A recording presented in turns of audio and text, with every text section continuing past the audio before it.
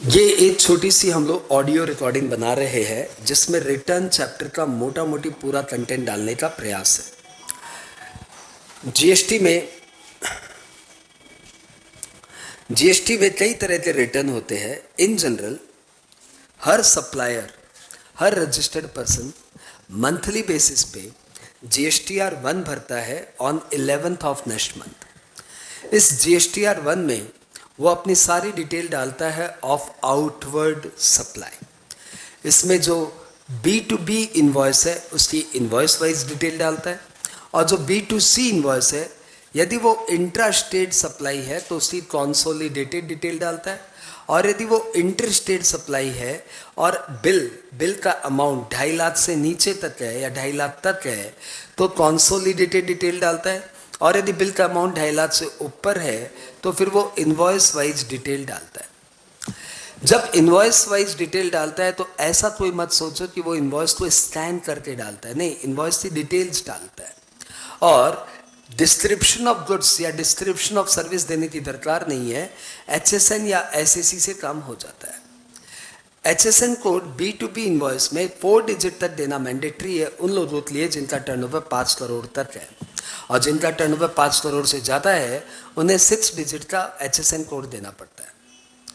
Next, यदि आपका B2C invoice है तो B2C इन्वॉइस में यदि आपका टर्नओवर 5 करोड़ तक है तो HSN देना आपके लिए ऑप्शनल है, लेकिन यदि 5 करोड़ से ज़्यादा का टर्नओवर है तो इवन B2C वाले इन्वॉइस में भी HSN कोड देना मैंडेटरी है। ये था GSTR 1 के बारे में समरी। GSTR 1 जो क्वार्टरली QRMP वाले भरते हैं ना, QRMP वाले GSTR 1 13th को भरते हैं, 13th of the next month from end of the quarter. GSTR 1 से अपने आ गया है GSTR 2। ये सेक्शन 38 में डील है, इसके बारे में बताया हुआ है, लेकिन सेक्शन 38 खुद ही बोल रहा है कि अभी GSTR 2 रिक्वायर्ड नहीं है।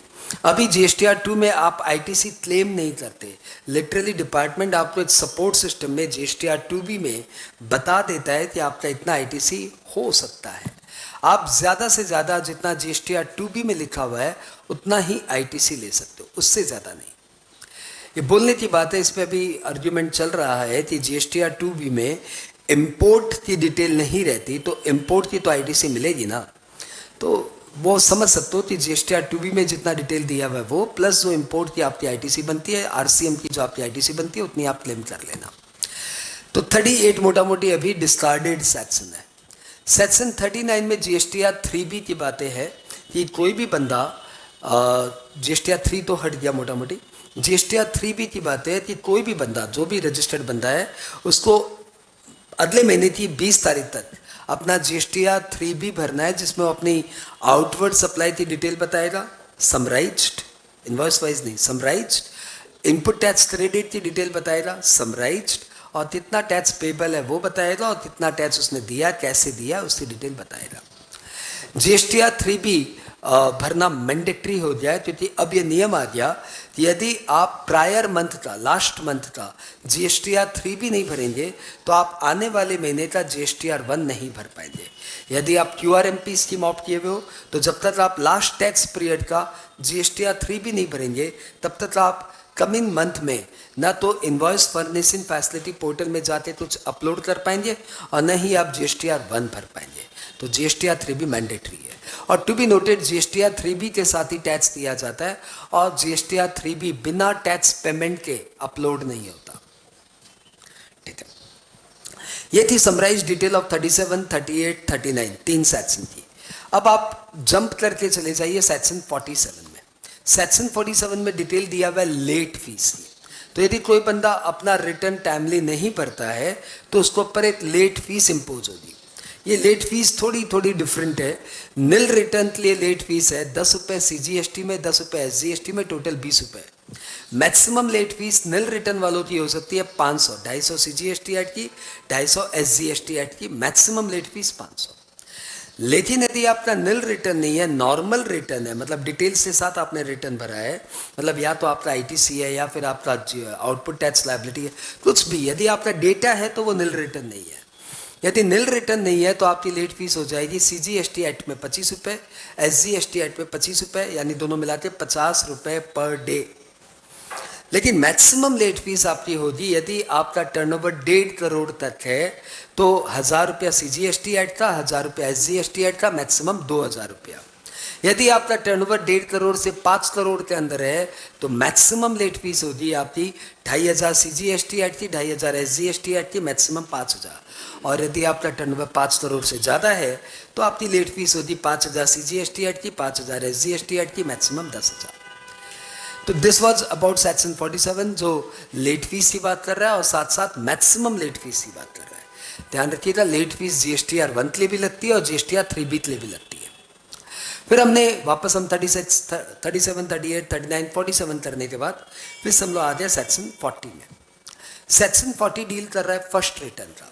तो जब आप अपना पहला रिटर्न भरते हो उस समय क्या होता है कि आपका रजिस्ट्रेशन अभी अभी आया है, लेकिन आप टैक्सेबल पर्सन हो सकता है पहले से ही हो।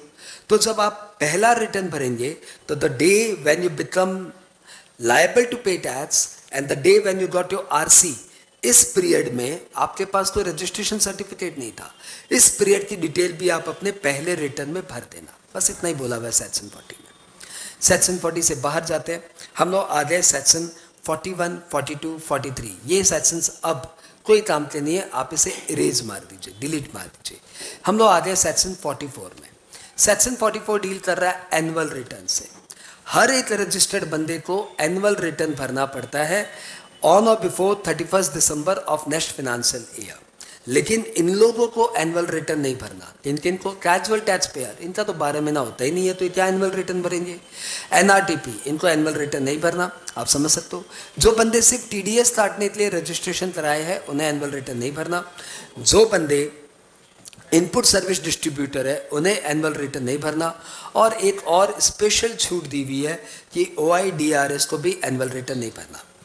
कंपोजिट स्कीम वालों के लिए कोई जमाने में या लॉ में तो प्रोविजन है कि उन्हें GSTR फॉर्म 9A में एनुअल रिटर्न भरना है, परंतु आप समझ सकते हो कि कंपोजिट स्कीम वाले तो अब साल में एक ही रिटर्न भरते हैं GSTR को, वही उनका सालाना रिटर्न है, तो फिर एनुअल रिटर्न का कोई कॉन्सेप्ट ही नहीं बनता। इसलिए GSTR 9A right now currently exempted.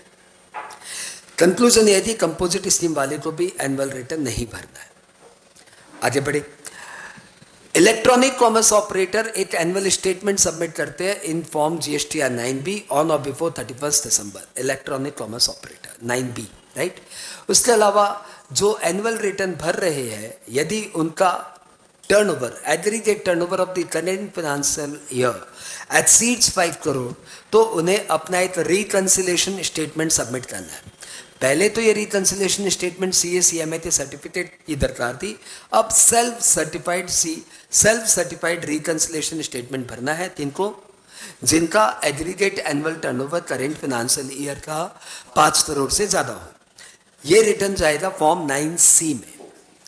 To be noted, कोई एयरलाइन कंपनी है, फॉरेन की एयरलाइन कंपनी है, उसे ये GSTR 9C नहीं भरना पड़ता, उसको छूट है। जिनका टर्नओवर 2 करोड़ के नीचे है उन्हें तो एनुअल रिटर्न ही नहीं भरना, उन्हें छूट है। तो that was all about section 44।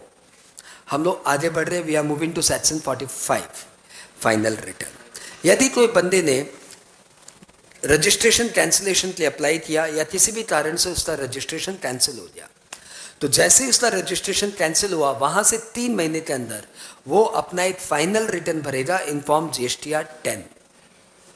ठीक है, कितने दिन के अंदर? 3 महीने के अंदर। फिर हम लोग आ गए सेक्शन 46।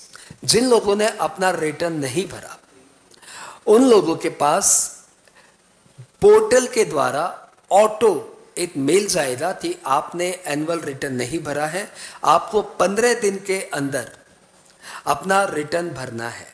ये जो नोटिस आएगी that will be given in form GSTR 3A। इस नोटिस की बड़ी महत्ता है, ये अपने आप में एक सो क्लॉज नोटिस है, क्योंकि GSTR 3A के बाद भी यदि आपने रिटर्न नहीं भरा then you will be subject to best judgement assessment, और उस बेस्ट जजमेंट असेसमेंट के लिए फिर आपको कोई अलग से नोटिस नहीं चाहिए। तो भैया GSTR 3A को इग्नोर करना मतलब BJA को बुलावा देना। ठीक है, इसके अलावा रिटर्न में चैप्टर में थोड़े बहुत और प्रोविजंस है कि किसको कब रिटर्न भरना है। तो आपको पता है जीएसटीआर 1 कौन भरता है? प्री रजिस्टर्ड पर्संस मंथली भरता है, या क्यूआरएमपी वाले क्वार्टरली भरते हैं। जीएसटीआर 2 राइट नाउ नहीं है, जीएसटीआर 3 राइट नाउ नहीं है।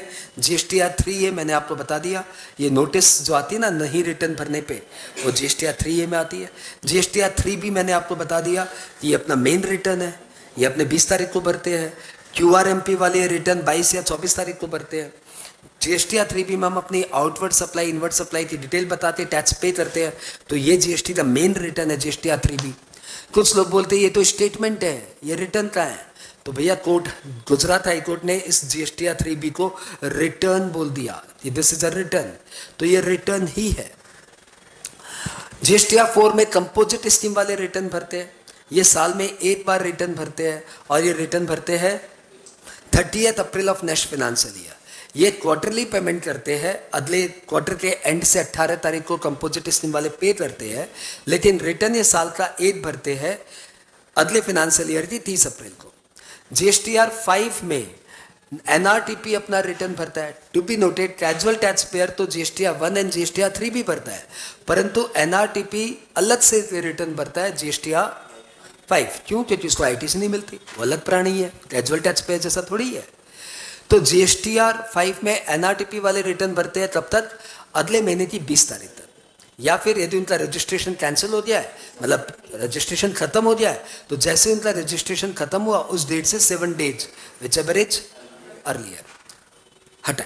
फिर हमने किया जीएसटीआर 6 कौन भरता है? तो इनपुट सर्विस डिस्ट्रीब्यूटर अगले महीने की 13 तारीख तक अपना जीएसटीआर 6 भरते हैं। जीएसटीआर 7 कौन भरता है? तो टीडीएस जिनको काटना है वो मंथली अगले महीने की 10 तारीख तक जीएसटीआर 7 भरते हैं।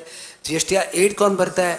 तो आपको पता है टीसीएस जिनको काटना रहता है, कलेक्ट करना रहता है, वो अगले महीने की 10 तारीख तक जीएसटीआर 8 भरते हैं। GSTR 9, 9A, 9B, 9C annual return में अभी अभी अपने किए। जीएसटीआर 10 कौन भरता है? अभी अभी अपने किए फाइनल रिटर्न। और जीएसटीआर 11 कौन भरता है? जीएसटीआर 11 भरते हैं UIN holder, unique identification number holder. आपको पता है इनको रिफंड क्लेम करना रहता है अपने इनवर्ट टैक्स का, तो ये अपने इनवर्ट टैक्स की डिटेल भरेंगे तभी तो रिफंड आएगा, वो जीएसटीआर 11 में वो लोग भरते हैं। ये तो रिटर्न तो नहीं है, लेकिन ठीक है जीएसटीआर 11। फिर हमने इस टॉपिक में किया जीएसटी प्रैक्टिशनर्स के बारे में थोड़ा सा। तो जीएसटी प्रैक्टिशनर्स एक तरह के बंदे हैं, आप और हमारे जैसे बंदे हैं, जो थोड़े बहुत जो सिटीजन ऑफ इंडिया है, जो साउंड माइंड है, जो किसी भी जज के द्वारा, मतलब किसी भी कोर्ट के द्वारा एडजुडिकेटेड नहीं किए हुए, जो अभी तक इंसॉल्वेंट डिक्लेयर नहीं हुए। ये इनका बेसिक फंडा है। और उसके बाद उनका क्वालिफिकेशन भैया ग्रेजुएट वाले लोग हैं ना, जीएसटी प्रैक्टिशनर्स बन जाते हैं। बोलने के लिए तो बोलते हैं सीए फाइनल पास, सीएस फाइनल पास, सीएमए फाइनल पास, परंतु जब ग्रेजुएट बोल दिया तो ये सब बातें क्यों बोल रहे हो? फॉरेन का भी कोई डिप्लोमा कोर्स किया हुआ है, कोई ग्रेजुएशन किया हुआ है, तो वो भी यहाँ पे वैलिड है। और जो पुराने लॉ के प्रैक्टिशनर्स थे, लाइक सेल्स टैक्स प्रैक्टिशनर्स, वो भी एलिजिबल है। और जो पुराने टैक्स ऑफिसर्स है, कौन? वैट के टैक्स ऑफिसर्स, एक्साइज के टैक्स ऑफिसर्स, कस्टम के टैक्स ऑफिसर्स जो रिटायर्ड हो जाए, they are also eligible for this. इन बंदों को करना क्या है? इन बंदों को जीएसटी प्रैक्टिशनर सर्टिफिकेट लिए एक बार अप्लाई करना है इन फॉर्म जीएसटी पीसीटी 01। यदि प्रॉपर ऑफिसर को इनका कोई डिस्क्वालिफिकेशन नजर नहीं आया तो ठीक है, वो इनको रजिस्ट्रेशन सर्टिफिकेट दे देंगे। कौन से फॉर्म में? GST PCT 02। जीएसटी पीसीटी 02 मिलने के बाद इन्हें 30 महीने के अंदर अपना एक एग्जाम क्लियर करना है, एग्जाम क्लियर करना, पास करना है। उसके बाद ये पोर्टल पे नजर आ जाएंगे। पोर्टल पे कोई भी रजिस्टर्ड बंदा इनको अपॉइंट कर सकता है कि वो उनके बिहाफ में काम करे। इसके लिए रजिस्टर्ड बंदा जीएसटी पीसीटी 05 फॉर्म फिल कर देगा और जीएसटी प्रैक्टिशनर से डिटेल डाल के भेज देगा। इसका मतलब ये हो गया कि अब मेरे बिहाफ में ये भाई साहब जीएसटी पीसीटी मतलब जीएसटी प्रैक्टिशनर्स मेरे बिहाफ में रिटर्न पिटर्न भरेंगे। यदि किसी कारण से जीएसटी पीसीटी का आपको परफॉर्मेंस अच्छा नहीं लगा, मतलब प्रैक्टिशनर्स का परफॉर्मेंस अच्छा नहीं लगा, तो आप जीएसटी पीसीटी 07 भर के उसको हटा भी सकते हैं। ठीक है, जीएसटी प्रैक्टिशनर्स आपके बिहाफ में क्या क्या काम कर सकता है? तो वो मेरे बिहाफ में जीएसटीआर 1, जीएसटीआर 3 भी लगा सकता है, final return, first return, annual return लगा सकता है। वो मेरे बिहाफ में कंपोजिट स्कीम में शिफ्टिंग या कंपोजिट स्कीम से शिफ्टिंग के लिए अप्लाई कर सकता है, वो मेरे बिहाफ में रिफंड क्लेम कर सकता है, वो मेरे बिहाफ में ई वे बिल भर सकता है, वो मेरे बिहाफ में टैक्स पे कर सकता है, वो मेरे बिहाफ में रजिस्ट्रेशन अमेंडमेंट या रजिस्ट्रेशन कैंसिलेशन के लिए भी अप्लाई कर सकता है। लेकिन इन सब के लिए मेरे पास कंसेंट के लिए फॉर्म आएगा, मतलब मेरे पास नोटिफिकेशन आएगा गिव योर कंसेंट। तो रजिस्टर्ड बंदा कंसेंट दे तो दे, नहीं तो consent implied. To be noted, इन दो केसेस में रजिस्टर्ड बंदे की कंसेंट मैंडेटरी है। कौन कौन से दो केसेस? नंबर वन जब वो क्लेम ऑफ रिफंड की अप्लाई करता है, या फिर नंबर 2 जब वो रजिस्ट्रेशन अमेंडमेंट या कैंसिलेशन के लिए अप्लाई करता है। इन दो में रजिस्टर्ड पर्सन की कंसेंट जरूरी है। हटाओ। अगली बात आई कि जीएसटी प्रैक्टिशनर्स का हम लोग बता दिए ना कि 7 में वो तभी भी उसका रजिस्ट्रेशन कैंसिल हो सकता है। तो this is summary of GST practitioners. अब हम लोग आगे QRMP 1/1/21 से हमारे जीएसटी लॉ में क्वार्टरली रिटर्न मंथली पेमेंट का ऑप्शंस हर रजिस्टर्ड बंदे को दे दिया गया जिनका लास्ट ईयर का टर्नओवर 5 करोड़ के अंदर है।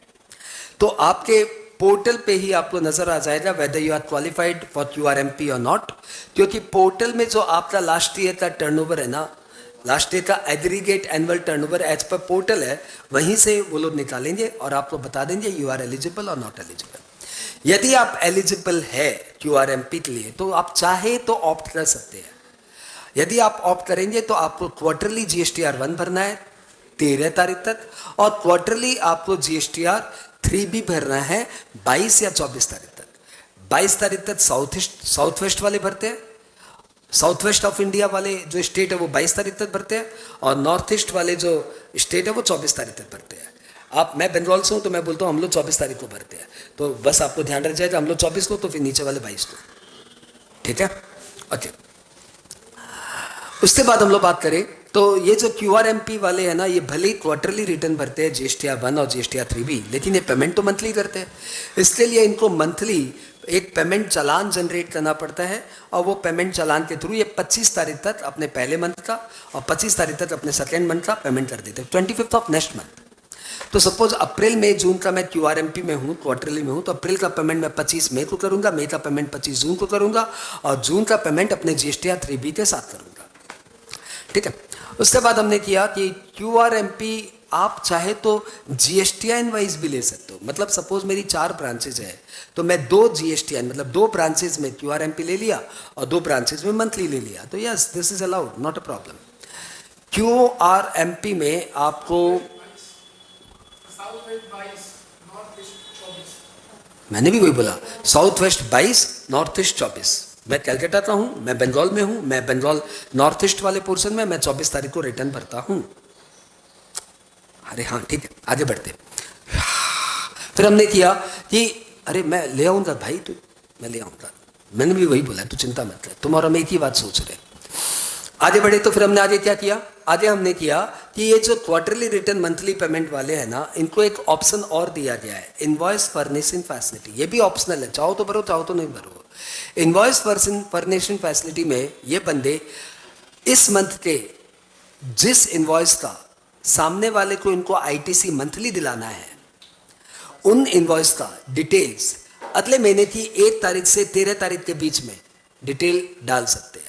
इनवॉइस की डिटेल डाल देंगे इनवॉइस फर्निशिंग फैसिलिटी में, ऑब्वियसली B2B इनवॉइस ओनली, तो सामने वाले को मंथली बेसिस पे ITC मिल जाएगा। तो जिन जिन का आपको मंथली बेसिस पे ITC दिलवाना है उनका इनवॉइस फर्निशिंग फैसिलिटी में 1 तारीख से 13 तारीख के बीच में इनवॉइस की डिटेल डाल दीजिए। ध्यान रखिएगा, 1 महीने में 50 लाख से ज़्यादा का इनवॉइस, 1 महीने में 50 लाख का ज़्यादा का इनवॉइस आप इनवॉइस फर्निशिंग फैसिलिटी में नहीं डाल सकते।